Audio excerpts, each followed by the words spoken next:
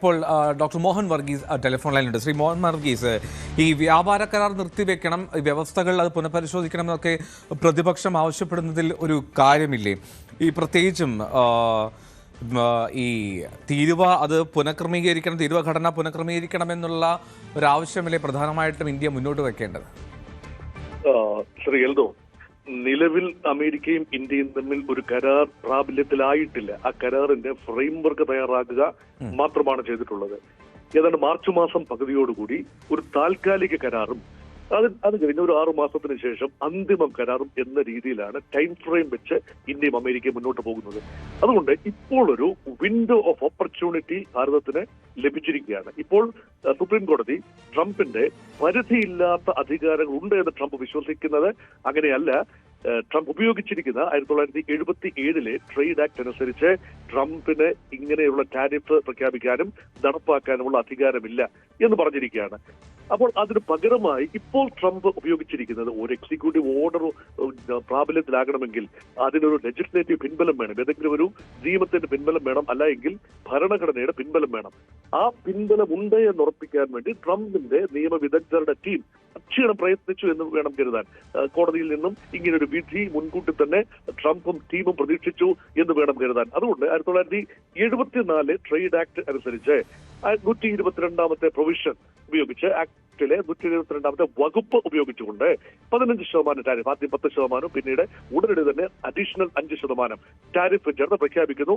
അത് ഇന്ത്യ ഉൾപ്പെടെയുള്ള എല്ലാ രാജ്യങ്ങൾക്കും ബാധകമാണ്.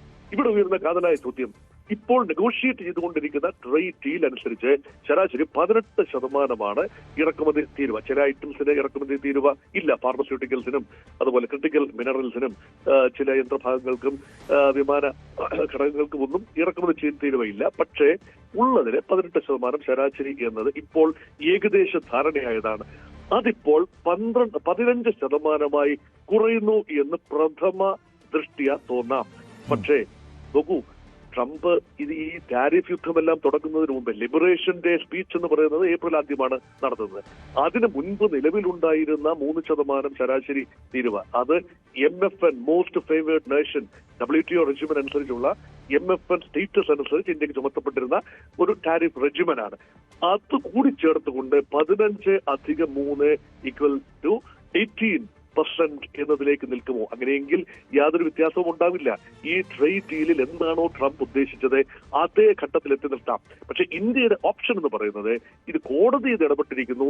ഇപ്പോൾ പ്രഖ്യാപിച്ചിരിക്കുന്നത് ഏതാണ്ട് ഈ 122ാമത്തെ അനുച്ഛേദം അനുസരിച്ച് ട്രംപ് പ്രഖ്യാപിച്ചിരിക്കുന്ന ഒരു 15% ടാരിഫിന്റെ കാലാവധി കേവലം 150 ദിവസം മാത്രമേ ഉള്ളൂ. അപ്പൊ ഇന്ത്യ അന്തിമ കരാർ ഏർപ്പെടുന്നത് അതിനും ശേഷമാണ്. ഇടക്കാല കരാർ മാത്രമാണ് ഉടനടി 2 ആഴ്ചക്കുള്ളിൽ ഏർപ്പെടേണ്ടത്.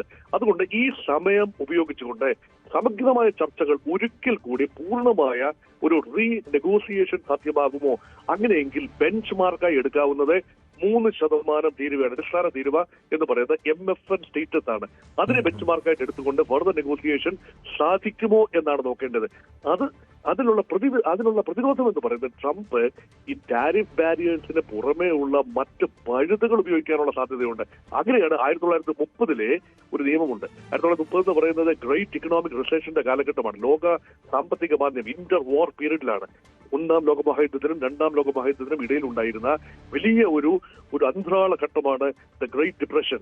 ആ സമയത്ത് അമേരിക്കയിൽ ഉണ്ടാക്കിയ ഒരു നിയമമാണ് 1930 നിയമം. അതനുസരിച്ച് ട്രംപിന് ചില കാര്യങ്ങൾ, അമേരിക്കൻ പ്രസിഡന്റിന് ഈ അൺഫെയർ ട്രേഡ് പ്രാക്ടീസസ് നടക്കുന്ന അല്ലെങ്കിൽ കഠിനമായ തെറ്റായ വ്യാപാര രീതികൾ തുടരുന്ന രാജ്യങ്ങൾക്കെതിരെ ടാരിഫ് പ്രഖ്യാപിക്കാൻ 50% വരെ ടാരിഫ് പ്രഖ്യാപിക്കാനുള്ള ഓപ്ഷൻ അവിടെയുണ്ട്. ഇതെല്ലാം ഏത് രീതിയിലാണ് ട്രംപ് ഉപയോഗിക്കാൻ പോകുന്നത്? അതുകൊണ്ട് വിംസൺ ഫാൻസി അനുസരിച്ച് ഒരു പ്രസിഡന്റിന് മുന്നോട്ട് പോകാനാവില്ല എന്ന് പ്രഥമ ദൃഷ്ട്യാ തോന്നാം ഈ കഴിഞ്ഞ ദിവസം ഉണ്ടായ സുപ്രീം കോടതി വിധിയിലൂടെ. പക്ഷേ അതിലെ പഴുതുകൾ, ലൂപ്പ് ഹോൾസ് എല്ലാം തന്നെ ട്രംപ് പ്രയോജനപ്പെടുത്താൻ എല്ലാ സാധ്യതയും നിലനിൽക്കുന്നത്. കാരണം ട്രംപ് എംപയർ തന്നെ മുന്നോട്ട് പോകുന്നത് ഏതാണ്ട് 500 കമ്പനികളുടെ കൺസോർഷ്യമാണ് ട്രംപിന്റെ സാമ്രാജ്യം. ട്രംപിന്റെ സ്വന്തം ബിസിനസ് സാമ്രാജ്യം, അമേരിക്കയുടെ അല്ല ട്രംപിന്റെ സ്വന്തം സാമ്രാജ്യം, അത് മുഴുവൻ തന്നെ മുന്നോട്ട് കൊണ്ടുപോകുന്നത് ഇതുപോലെയുള്ള നിയമത്തിലെ പഴുതുകൾ. അമേരിക്കൻ നിയമത്തിൽ പല പല പഴുതുകളുണ്ട്. ഏതെങ്കിലും ഒരു ആക്ടിനകത്ത് പഴുതുകളുണ്ട്. ഒന്നല്ലെങ്കിൽ മറ്റൊരു പഴുത് ഉപയോഗിച്ചുകൊണ്ട് ഒരു ഞാണിന്മേൽ കളി പോലെയാണ് ട്രംപ് എന്ന പാക്ക ബിസിനസ്സുകാരൻ ഇതുവരെ മുന്നോട്ട് പോയത്. അത് വ്യക്തിപരമായ ബിസിനസിന് വേണ്ടി അത് ഉപയോഗിച്ചു എങ്കിൽ ഇപ്പോൾ അത് കുറച്ചുകൂടെ ലാർജർ ഇൻട്രസ്റ്റ് എന്ന നിലയിൽ രാജ്യത്തിന് വേണ്ടി ഇങ്ങനെയുള്ള പഴുതുകൾ നിയമത്തിലെ, ഭരണഘടനയിലെ അല്ലെങ്കിൽ ഏതെങ്കിലും ഒരു ആക്ടിലെ പഴുതുകൾ ഉപയോഗിക്കുന്നു എന്നതാണ്. അതിന് ട്രംപിന് ഒരു പൊളിറ്റിക്കൽ ബാക്കിംഗ് കൂടിയുണ്ട്. അവിടെയാണ് അമേരിക്കൻ ജനത ഉണർന്ന് പ്രവർത്തിക്കേണ്ട ആവശ്യകത. ഇപ്പോൾ തന്നെ കഴിഞ്ഞ 2025 നവംബറിലെ ഇടക്കാല തെരഞ്ഞെടുപ്പിൽ ട്രംപിന്റെ നയങ്ങൾക്ക് വലിയ എൻഡോഴ്സ്മെന്റ് ഒന്നും ജനം കൊടുത്തതായി കാണുന്നില്ല. കോൺഗ്രഷണൽ ഇലക്ഷൻ ഹൗസ് റെപ്രസെന്റേറ്റീവിലേക്കും സെനറ്റിലേക്കും നടന്ന തെരഞ്ഞെടുപ്പുകളിൽ ട്രംപിന്റെ റിപ്പബ്ലിക്കൻ പാർട്ടിക്ക് വലിയ മെച്ചമുണ്ടായില്ല. ഇനി വരാൻ പോകുന്ന തെരഞ്ഞെടുപ്പിൽ ഈ കോടതി വിധി ഒരുപക്ഷെ 2026 നവംബറിൽ അമേരിക്ക നടക്കാനിരിക്കുന്ന തെരഞ്ഞെടുപ്പിൽ വലിയ തിരിച്ചടി ഉണ്ടായാൽ കോൺഗ്രസിൽ 2 മണ്ഡലങ്ങളിലും, അമേരിക്കൻ പാർലമെന്റായ കോൺഗ്രസിന്റെ 2 മണ്ഡലങ്ങളിലും ജനപ്രതിനിധി സഭയിലും സെനറ്റിലും റിപ്പബ്ലിക്കൻ പാർട്ടിക്കുള്ള ഭൂരിപക്ഷം നഷ്ടപ്പെടും. അങ്ങനെയെങ്കിൽ ട്രംപ് എടുക്കുന്ന തീരുമാനങ്ങൾ സബ്ജക്ട് ടു കോൺഗ്രഷണൽ റാറ്റിഫിക്കേഷൻ, അതെങ്ങനെ സാധ്യമാകും? അതിന് ട്രംപ് വല്ലാതെ ഉയർപ്പൊടുക്കേണ്ടി വരും. അതുകൊണ്ട് അമേരിക്കയ്ക്കുള്ളിൽ തന്നെ ഒരു സംവിധാനമുണ്ട് ശ്രീയൽദോ, അതായത് ചെക്സ് ആൻഡ് ബാലൻസസ് എന്ന് പറയും. പ്രസിഡന്റിന്റെ ഓഫീസ് അതിശക്തമായി ഓൾ ഗൺസ് ബ്ലേസിംഗ് മുന്നോട്ട് പോയാൽ അത് ഭാഗികമായെങ്കിലും തടഞ്ഞു നിർത്താൻ കോടതിക്ക് കഴിയും. അതാണ് കോടതി ഇപ്പോൾ ഈ ഒരു ബാലൻസിംഗ് ആക്ട് ചെക്ക് വെച്ചുകൊണ്ട് ബാലൻസിംഗ് ആക്ടിലേക്ക് നീങ്ങുകയാണ്. അതുപോലെ തന്നെ പ്രസിഡന്റ് അതിശക്തനായി മാറുകയാണെങ്കിൽ അമേരിക്കൻ പാർലമെന്റായ കോൺഗ്രസിന് ഇടപെടാൻ കഴിയും. ആ ഒരു പ്രൊവിഷനും ഉണ്ട്. അതുകൊണ്ട് ഒരു ഫെഡറൽ ബാലൻസ്, ഒരു നാഷണൽ അമിറ്റി, ഒരു എക്സിക്യൂട്ടീവ്, ലെജിസ്ലേച്ചർ, ജുഡീഷ്യറി എന്നീ ഗവൺമെന്റിന്റെ 3 ഘടകങ്ങളെ പരസ്പരം ബാലൻസ് ചെയ്തുകൊണ്ട് ഒരു സെപ്പറേഷൻ ഓഫ് പവേഴ്സ് എന്ന രീതിയിൽ കാര്യങ്ങൾ മുന്നോട്ട് പോവുക എന്നതാണ് അമേരിക്കൻ സിസ്റ്റത്തിന്റെ ചാരുത. അത് ഏതെങ്കിലും ഒരു വ്യക്തിക്ക് കുറച്ചു കാലത്തേക്ക് അട്ടിമറിക്കാൻ കഴിയും, ആത്യന്തികമായി അട്ടിമറിക്കാൻ കഴിയില്ല, ഉറപ്പായിട്ടും. പക്ഷെ അപ്പോഴും ഈ ട്രഷറിയിലേക്ക് 13,300 കോടി ഡോളർ എത്തി എന്നുള്ള ട്രംപിന്റെ വെളിപ്പെടുത്തലൊക്കെ അത് എങ്ങനെയാണ് അദ്ദേഹം ഉപയോഗിക്കാൻ പോകുന്നത് അറിയില്ല. ഇനി ഡോക്ടർ മോഹൻ വർഗീസ്, ഞാൻ ചോദിക്കുന്നത് ഇന്ത്യയെ സംബന്ധിച്ച്. ഇന്ത്യ ഈ വാണിജ്യ മന്ത്രാലയം ഉൾപ്പെടെ പറയുന്നത് കാര്യങ്ങൾ പഠിക്കുന്നു എന്നാണ്, അല്ലാതെ വലിയൊരു പ്രതികരണം നടത്തിയിട്ടില്ല. എന്താണ് ഇന്ത്യ കാത്തിരിക്കുന്നത്? ഇന്ത്യ പ്രതീക്ഷയോടെ കാത്തിരിക്കുന്നു. ഇന്ത്യയുടെ ഒരു നെഗോഷിയേറ്റിംഗ് ടീമിന്റെ ഒരു പ്രത്യേകത, കാര്യമായ അഭിപ്രായ പ്രകടനങ്ങൾ ഒന്നും തന്നെ നെഗോഷിയേറ്റിംഗ് ടീമിലെ ആളുകളോ പൊളിറ്റിക്കൽ ലീഡർഷിപ്പോ പ്രധാനമന്ത്രി ശ്രീ നരേന്ദ്രമോദി പോലുമോ കാര്യമായ അഭിപ്രായ പ്രകടനങ്ങൾ നടത്തി കാണുന്നില്ല. ഇതൊരു തന്ത്രത്തിന്റെ ഭാഗം കൂടിയാണ്. കാരണം വെട്ടി വിളിച്ചെല്ലാം പറയുക എന്നത് ട്രംപിന്റെ രീതിയാണ്. അങ്ങനെ സമ്മർദ്ദപ്പെടുത്തുക, മറുപക്ഷത്തെ സമ്മർദ്ദപ്പെടുത്തുക, അതിലൂടെ കരാറിൽ എത്തി നിൽക്കുക.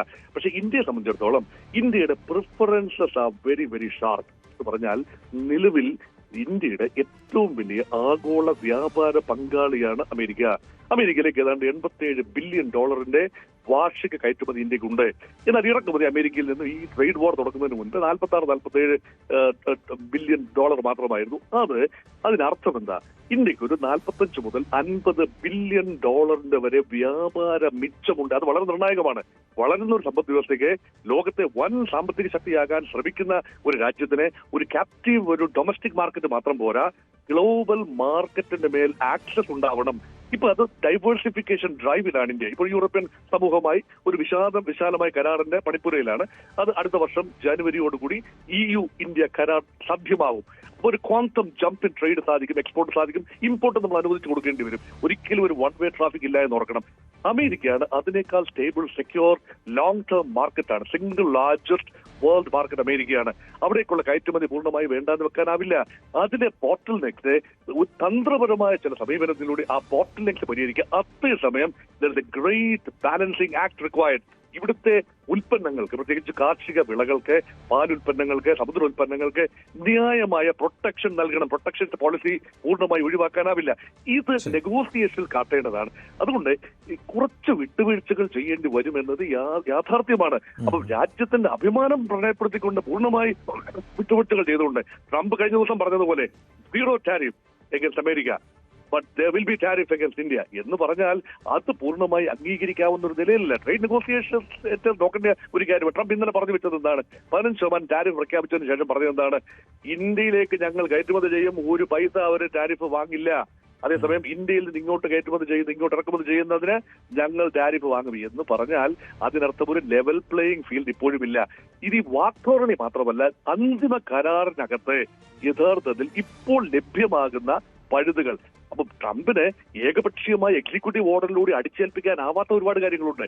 ആ കാര്യങ്ങൾ നിയമപരമായ സാധ്യതകൾ, നിയമപരമായ പഴുതുകൾ, ഓപ്പർച്യൂണിറ്റീസ് കണ്ടെത്തി നെഗോഷിയേറ്റ് ചെയ്ത് പരമാവധി ഉൽപ്പന്നങ്ങൾക്ക് സീറോ ടാരിഫിൽ എത്തി നിർക്കുകയും സിംബോളിക്കായ കുറെ കാര്യങ്ങൾക്ക് ഇപ്പോൾ അലുമിനിയം, സ്റ്റീൽ 50% ഇറക്കുമതി ചെയ്യുകയാണ്.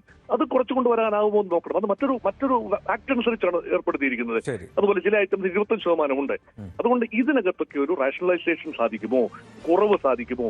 ഇവിടെയാണ് ഗുഡ്വിൽ ഫാക്ടർ വർക്ക് ചെയ്തത്. രണ്ട് നേതാക്കൾ തമ്മിലുള്ള ഗുഡ്വിൽ, രണ്ട് ജനതകൾ തമ്മിലുള്ള ഗുഡ്വിൽ, രണ്ട് വൻപൻ ഡെമോക്രസികൾ, ലോകത്തെ ഏറ്റവും വലിയ ജനാധിപത്യ രാജ്യമായ ഭാരതം, ക്വാളിറ്റേറ്റീവ്ലി ഹൈ ഡെമോക്രസിയായ അമേരിക്ക, ഇത് തമ്മിലുള്ള പീപ്പിൾ ടു പീപ്പിൾ കോൺടാക്ട്, ഇതെല്ലാം തന്നെ സമഗ്രമായി പരിശോധിച്ചുകൊണ്ടുള്ള വ്യാപാര കരാറിനുള്ള ഒരു കളം ഒരുങ്ങുന്നു എന്നൊരു പോസിറ്റീവ് ടേക്ക് ഇവിടെ ഉണ്ട്. അതേസമയം നമ്മളെ സംബന്ധിച്ചിടത്തോളം മുട്ടുമടക്കുക എന്ന് പറയുന്നത് ഇപ്പൊ ഈ കിട്ടിയ അനുകൂലമായ സാഹചര്യം ഒരു ബ്രീതിങ് സ്പേസ് ആണ്. അത് സമർത്ഥമായി ഉപയോഗിക്കുക, വേണ്ടാത്ത വാദപ്രതിവാദങ്ങളിലേക്ക് എത്താതിരിക്കുക. ട്രംപ് എന്ത് വേണമെങ്കിലും പറയട്ടെ, പക്ഷെ നമ്മുടെ താല്പര്യങ്ങളാണ് സ്ട്രാറ്റജിക് ഓട്ടോണമി എന്ന ഇന്ത്യയുടെ നയം മുറുകെ പിടിച്ചുകൊണ്ട് റഷ്യയുമായി എണ്ണ വ്യാപാരം ഉൾപ്പെടെ തുടരാനാവുമോ? അത് ഇതുമായി ബന്ധിപ്പിക്കാനാവില്ല. അമേരിക്കൻ നിയമം അനുസരിച്ച് എങ്ങനെയാണ് റഷ്യയുമായി ഇന്ത്യ കച്ചവടം നടത്തുന്നു എന്നത് അമേരിക്കൻ താല്പര്യങ്ങൾ ലംഘിക്കുന്നു എന്ന് കോടതിക്ക് പറയാനാവില്ലല്ലോ. അതുകൊണ്ട് ഈ കാര്യം ഉൾപ്പെടെ ഒരു മൾട്ടിപ്പിൾ ട്രേഡിംഗ് പാർട്ട്നേഴ്സ് നമുക്ക് ആവശ്യമാണ്. മൾട്ടിപ്പിൾ സോഴ്സിൽ നിന്നും ഓയിൽ ഇമ്പോർട്ട് നമുക്ക് ആവശ്യമാണ്. പൂർണ്ണമായി വെനസ്വേലയിൽ നിന്നോ അമേരിക്ക പറയുന്ന രാജ്യങ്ങളിൽ നിന്നോ മാത്രം എണ്ണ ഇറക്കുമതി ചെയ്യും എന്ന് പറഞ്ഞുകൊണ്ട് അംഗീകരിച്ചു കൊടുക്കാനാവില്ല ഭാരതത്തിന്. ഉറപ്പായിട്ടും അതാണ് ഇന്ത്യക്കും മുന്നിൽ ഒരുപാട് ഇത്തരം ചില പരിഗണനാ വിഷയങ്ങളുണ്ട് എന്നുള്ളതാണ് അതിൽ ഏറ്റവും പ്രധാനപ്പെട്ട കാര്യം. എന്നാലും നമുക്ക് ആകാംക്ഷയോടെ ഉറ്റുനോക്കേണ്ട സാഹചര്യമാണ് നിലവിൽ ലോകക്രമത്തിൽ വരുന്നത്. എന്നാലും ഡൊണാൾഡ് ട്രംപ് പത്തിമടക്കാത്ത സാഹചര്യമാണ് നിലവിൽ. കോടതി വിധിയൊക്കെ പരിഹസിച്ചുകൊണ്ട് അദ്ദേഹം ഇങ്ങനെ നീങ്ങുന്നു. എന്താണ് ഇനിയുള്ള ദിവസം നടക്കാൻ പോകുന്നത് എന്നാൽ ഇന്ത്യയെ സംബന്ധിച്ച് ഒരു level playing doctor Mohan Varghese സൂചിപ്പിച്ചോലെ ആ ഒരു മട്ടിലേക്ക് കാര്യങ്ങൾ എത്തിക്കാൻ കഴിയുമോ എന്നാണ് അറിയേണ്ടത്. കൂടുതൽ വാർത്തകൾക്ക് news 18 Keralam YouTube channel subscribe ചെയ്യുക.